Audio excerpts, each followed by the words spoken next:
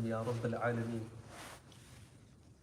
We continue through the Mufrad, in which the Prophet ﷺ is giving us advice on how we can improve our character. In today's hadith, the Prophet ﷺ is emphasizing such an important quality that he says is better than fasting, charity, etc. He says it's a narration on the authority of Abi Darda radiallahu anhu, reported in Sunan Abi Dawood, that the Prophet ﷺ says that أَلَا أُنَبِّئُكُمْ بِأَفْضَلِ دَرَجَةٍ مِنَ الصَّلَاةِ وَالصِّيَامِ وَالصَّدَقَةِ قالوا بلى يا رسول الله قال الصلاح ذات البين.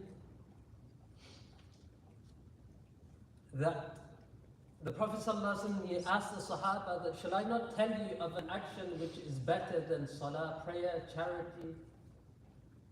And they said, of course, O Prophet of Allah ﷺ, do tell us. And he said, to unite between people. As-salahu dhatil bayn. Uniting relationships between people, tying relationships and kinships between people. And thereafter he said, the worst thing that a person can do, وَإِفْسَادُ ذَاتِ الْبَيْنِ هِيَ الْحَالَقَةِ. The most corruptive action a person can do is split between people, separate between people, create differences between people. And this is a very, very important quality that sometimes in life we don't get along with people. We have differences with people. We have arguments with people. We're human beings. But the Prophet ﷺ, in another hadith, he says that if this happens, you cannot stop talking to a person for a limit of 3 days. 3 days is the maximum. فَمَنْ هَجَرَ فَوْقَ ثَلَاثَةَ لَيَالٍ فَمَاتَ دَخَلَ النَّارِ. That if you go on more than 3 days where you haven't spoken to a person, a brother or sister, you've had an argument, and that just extends and extends and extends. Because what happens over time, grudges build, thoughts build in people's heads. So it's very, very important that if this does happen, it will happen. But we don't let that period go on where we hold grudges within ourselves. Yeah, when we're walking past, salam, say salam. That's it. We don't need to love everyone. We don't need to be best friends with everyone. But we need to respect each other.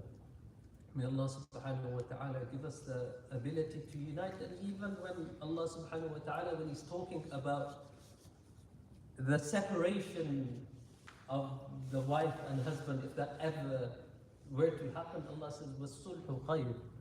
The best thing in that occasion is reconciliation. Or you come to the mutual understanding of the separation.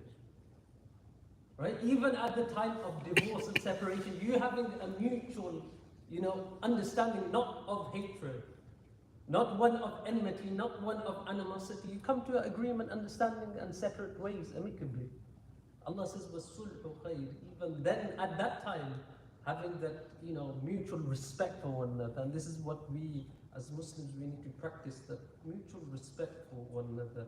May Allah subhanahu wa ta'ala allow us to keep ourselves united, our families united, our communities united, and the Muslim ummah united as a whole. Subhana rabbika rabbil izzati amma yasifun, wa salamun ala al-mursaleen, walhamdulillahi rabbil alameen. جزاكم الله خير.